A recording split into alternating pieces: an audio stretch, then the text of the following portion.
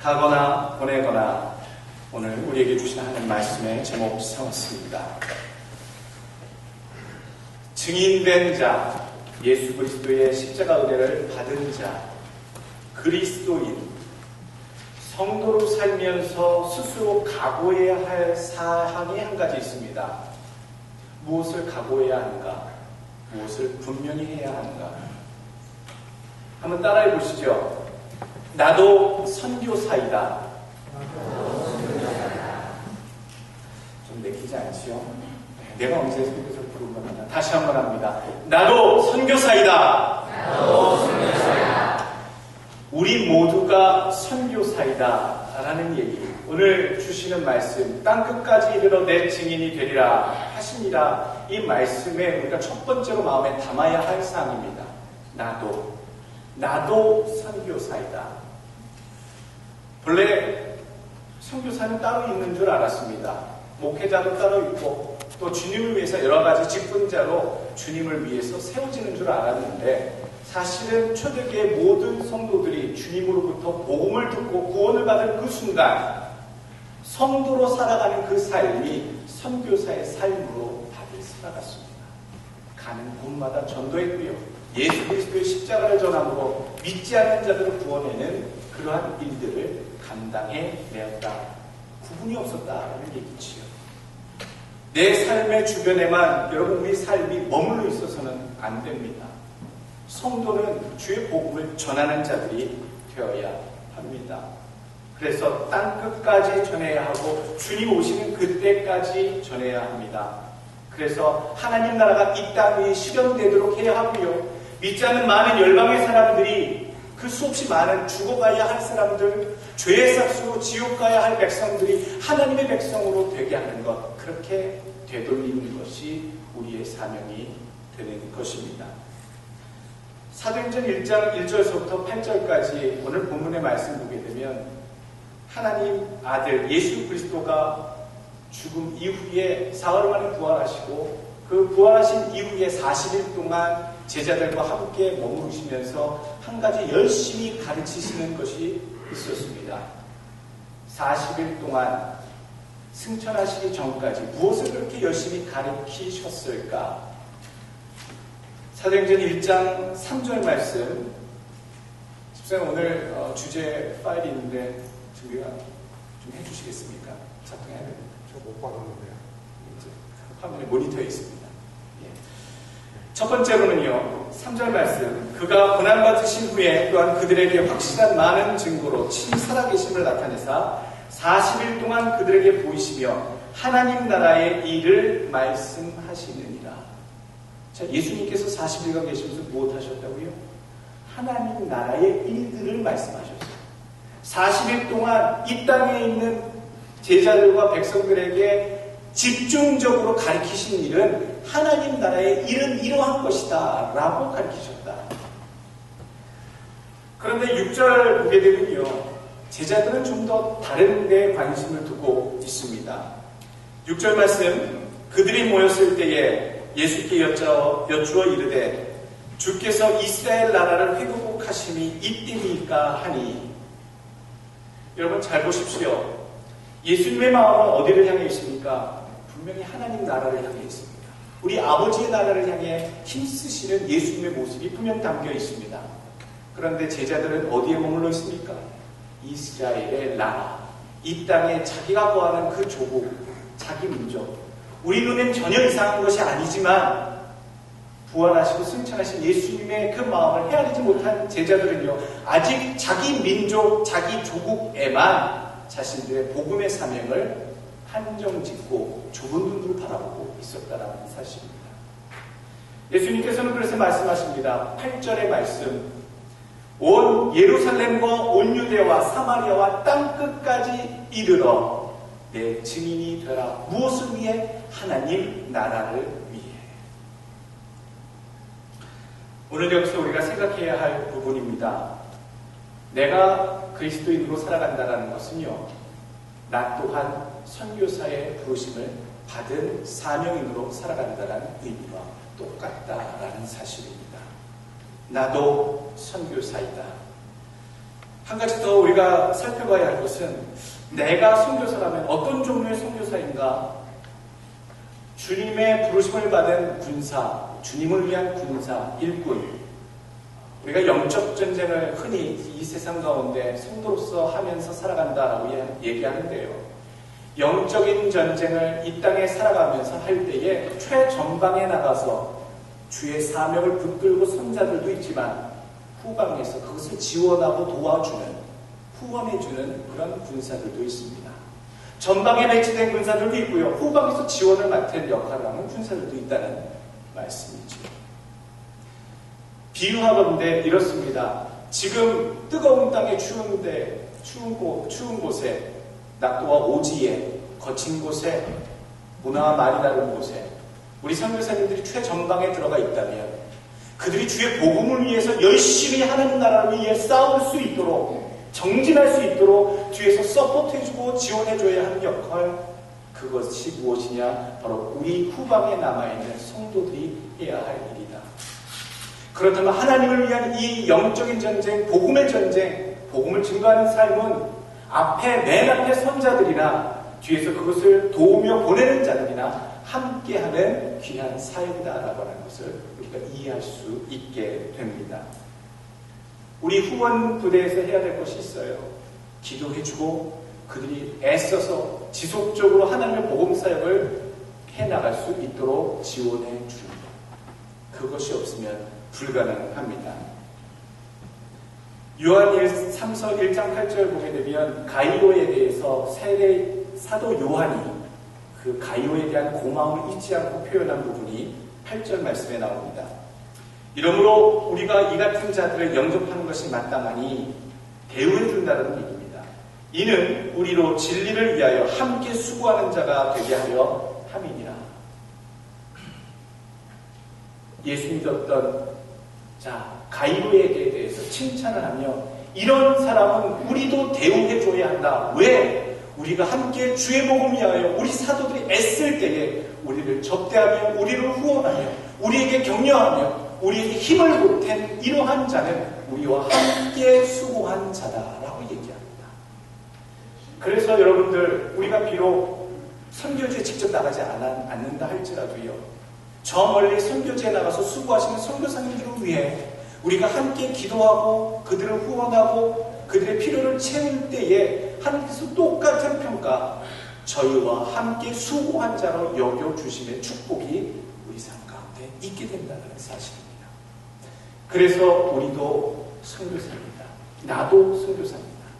내가 나가지 않았다면 내 있는 이 자리에서 후원하고 기도하고 서포트하는 귀한 사명 맡은 선교사, 그 선교사의 사명 여러분들 잘 감당하시길 간절히 원합니다. 두 번째, 오늘 선교 구제주일 맞아서 마음에 담아야 할 두 번째 가르침입니다. 내 삶이 선교가 되게 하는 겁니다.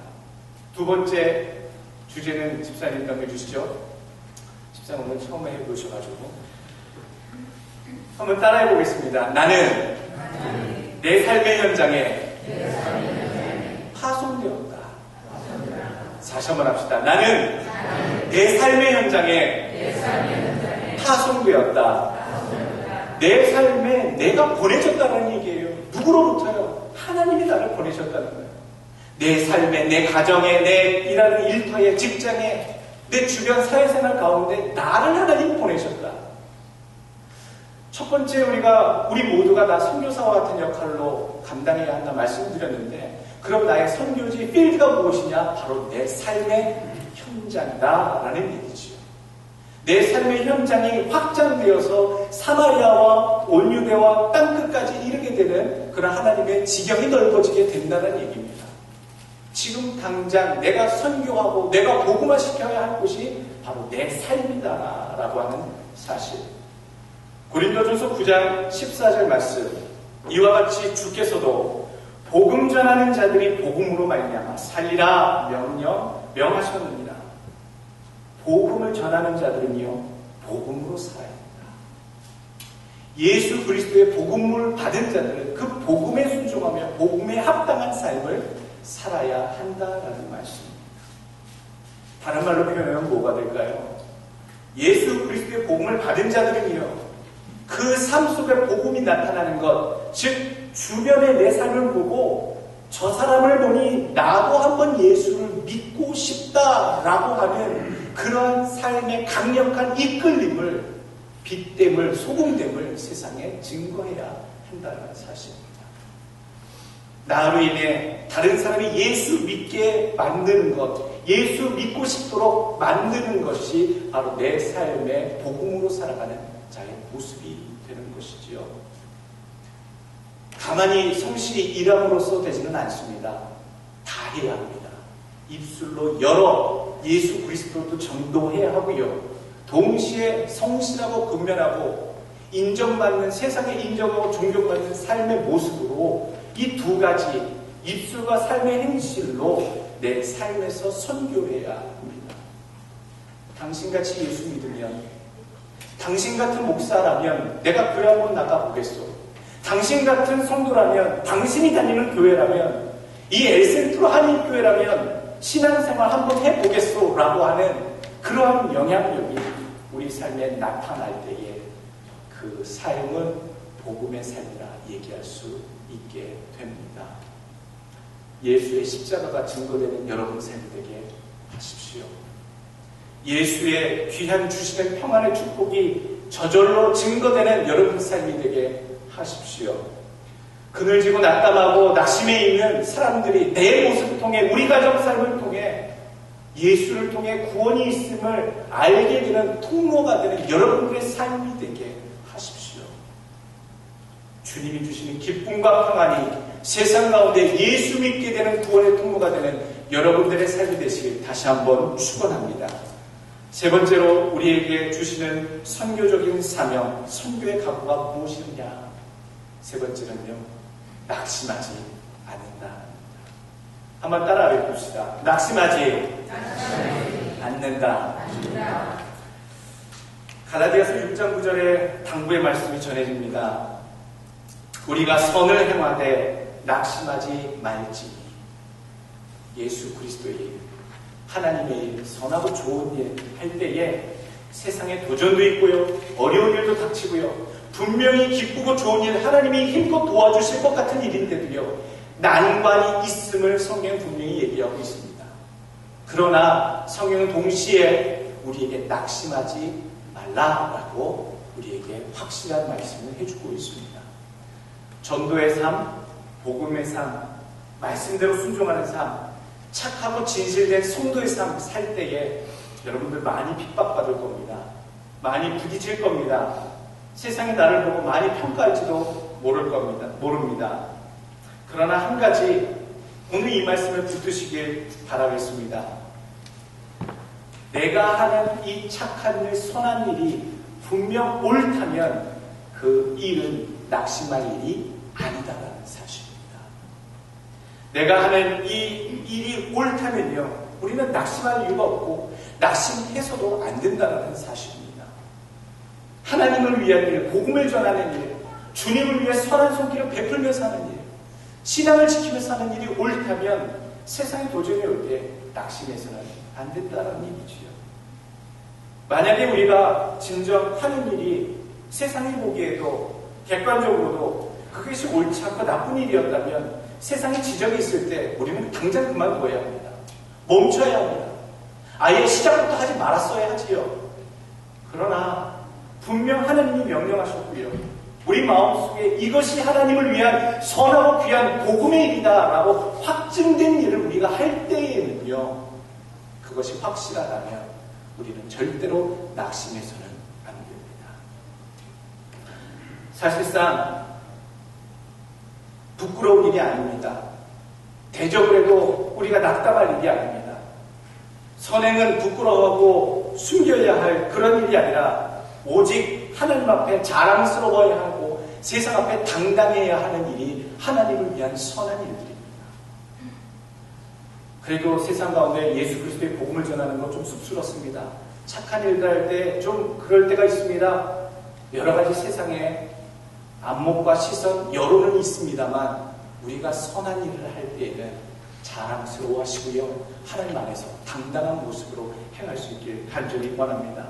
조금 해보다가 금세 실망하고 그 일이 아닌 것 같으면 낙담하고 포기하는 그런 일이 아니라 끝까지 자부심과 긍지를 가지고 밀어붙여야 하는 일이 하나님을 위한 선한 일들, 복음의 일인 줄로 믿습니다. 여러분들, 고린도전서 6장 2절의 말씀이 있습니다. 성도가 세상을 판단할 것을 너희가 알지 못하느냐, 그렇게 얘기하고 있습니다. 성도가 세상을 판단한다라고. 지금 우리의 모습 가운데 때로는 세상이 성도들의 모습을 판단하는 경우도 있습니다. 신문지상에 기독교가 또 교회 다니는 성도들이, 그리스도인들이 이런 잘못들도 있습니다만 본질적으로는요, 성도가 세상을 판단한다라고 성경은 가르칩니다. 우리 믿는 성도들은요, 본질적으로 세상을 판단할 수 있는 왕 같은 제사장으로 하나님 세우신 자임을 여러분 꼭 기억하시길 바라겠습니다. 복음 증거의 삶을 살며 결단코 낙심하지 마시고 세상을 오히려 판단하며 이겨내는 여러분들 삶이 되시길 다시 한번 축원합니다. 네 번째로 우리에게 주시는 선교적인 사명, 어떤 것을 우리의 마음에 품어 이루어내야 할까 한번 따라해 봅시다. 복음의 결실을 소망한다.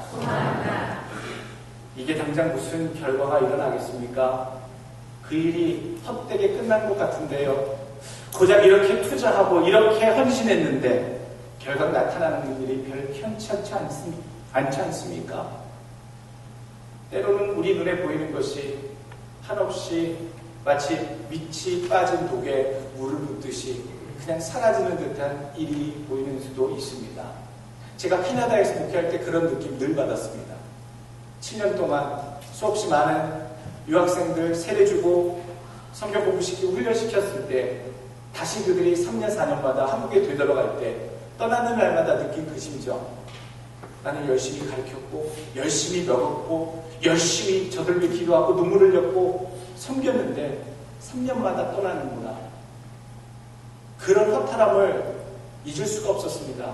그러나요, 얼마 전에 한국에 갔다 왔을 때 결코 그런 것이 헛됨이 아니었음을 하나님께서 보여주셨어요. 한국에 가니까 벌써 다 크고 작은 회사에 또 사업에 중견직쯤 다들 되는 직장 그 위치에 올라가서 아들, 딸들을 놓고 하나님을 바라보고 신앙생활을 온전히 하는, 더 나아가서 자기 부모들을 전도하고 세례받게 하고 온 가족을 구원해낸 그런 젊은 청년들이 얼마나 많았는지 저는 그게 보람이 되더라고요. 결단코 주 안에서 헛된 것은 없다. 1866년에 사건이 일어납니다. 우리 한국의 제너럴 셔먼호 사건이라고 여러분 아십니다. 역사 시간에 배웠을 겁니다. 대동강가에 국적을 알 수 없는 이상한 서양배가 올라와서 평양에는 발칵 비상이 걸렸습니다. 평양 감찰사였던 모든 두령과 군사들은 다 몰려가서 국적을 알 수 없는, 결국엔 미국의 상선 제너럴 셔먼호라는 것을 알게 되었습니다만 허락 없이 대동강 평양을 거슬러 오는 저 배를 결국 불살라 없애라 라고 하는 명령하에 온 조선군이 힘을 합쳐서 그 대동강가의 이양선 서양에서 온 그 배를 격퇴 불살라 없애고 침몰시키는 데 성공을 하게 되지요. 1866년의 일입니다. 역사 시간에 그렇게 배웠는데 그 배에 우리 기독교사의 아주 역사적인 인물이 타고 계셨어요. 토마스 선교사님. 한국 최초의 선교사입니다. 1866년. 물론 장로교는요, 한참 뒤인 1885년, 19년 뒤입니다. 장로교 대표로 언더우드 선교사님과 똑같이 인천항으로 들어왔던 아펜셀러 선교사, 감리교 선교사죠. 장로교와 감리교의 선교사로 공식적으로 발령이 되었고 인천항을 통해 포교를 위해 입국한 분들은 장로교와 감리교를 대표한 두 분의 선교사님들이 많습니다. 그분들이 계속적으로 포교 활동을, 복음의 활동을 조선에서 시작하게 되시죠. 그런데 더 자세히 알게 되면요, 19년 전에 제너럴 셔먼호에 탑승해서 이 땅의 조선에 하나님의 복음을 들고자 오게 됐던 토마스 선교사님의 그 선교의 행보가 19년 전 더 오래된 최초의 선교사님의 발걸음이라는 것을 우리는 기억해야 됩니다. 그 선교사님의 행적을 보면요, 많은 행적을 한 것은 아닙니다. 먼저 영국 웨일즈 출신이었다가 영국에서 하나님께서 감동을 받아 중국으로 선교사를 왔는데요, 중국에 오지 3년 만에 자기 부인이 풍토병으로 죽게 됩니다. 그런데 낙담하지 않고 영국으로 돌아가지 않고요, 하나님께서 그 옆나라 조선에 믿지 않는 영혼들을 보여주심으로 조선을 향해 선교사로 들어가기로 작정을 하고 때마침 와 있었던 미국 상선 제너럴 셔먼호에 올라타고 대동강가로 올라오게 된 것이었지요. 그런데 참 역사 속의 안타까운 모습, 대동강가에 조선군과 미군이 치열한 전투를 벌였고요. 결국 미군이 그 배가 불타 침몰하게 되면서 많은 미군들이 탈출해서 대동강가에 올라왔고 선교사님도 올라왔는데 다 붙잡혔습니다. 서양 오랑캐가 쳐들어왔으니 조선으로서는 그들을 붙잡아 다 그 자리에서 즉결 처분을 하게 됩니다. 대동강가에서 망나니의 손에 쥐어진 그 칼날에 모두 배임을 당하게 되죠. 그 가운데 우리 선교사님도 계셨습니다. 그 망나니 중에 한 명, 박충곤이라고 하는 망나니였습니다. 그 사람이 선교사님의 목을 베는 칼을 들고 있었지요. 그 사람이 고백한 그 말이 문장에 어디에 나와 있습니다. 내가 서양 사람을 죽이는 중에 한 사람을 죽였는데 내가 지금 생각할수록 이상한 감이 들었다. 내가 그를 찌르려고 할 때에 그는 두 손을 마주잡고 무슨 말을 한 후에 붉은 배를 입힌 책을 가지고 나에게 웃으면서 받으라고 권하였다. 내가 죽이기는 하였으나 이 책을 받지 않을 수가 없어서 받아왔노라. 망나니의 손에 대동강가의 이슬로 사라졌지만 예수 믿으시라는 말, 예수 그리스도의 십자가도 제대로 전달하지 못하고 죽었지만 그가 죽기 전에 건넨 그 성경책을 받아든 이 망나니 박충건이라고 하는 이 사람은요, 그 뒤에 평양 최초의 교회 장로님이 됩니다. 그리고 이 사람이 받았던 이 성경, 자신은 까막눈이고 필요 없으니 형님이나 갖다 쓰시오라고 해서 자기 형님에게 줬던 그 형님, 오늘 박영식이라고 하는데 그 박영식이라고 하는 사람은요, 자기 집에 성경을 찢어서 예쁘게 방마다 도배를 했는데 그 도배된 성경을 보는 자마다 그 집에 머물렀던 나그네들마다 천장에 붙어있던 성경책, 찢어진 성경책으로 붙인 도배된 하나님의 말씀을 읽고 많은 사람들을 전도하게 되었고, 또 도배했던 그 집이 나중에 평양 널다리 교회라고 하는 평양의 교회가 또 됐다는 역사, 그 자기의 집을 들여서 교회를 삼았다고 하는 역사가 이어지고 있습니다. 우리가 보기에는 그랬겠습니다.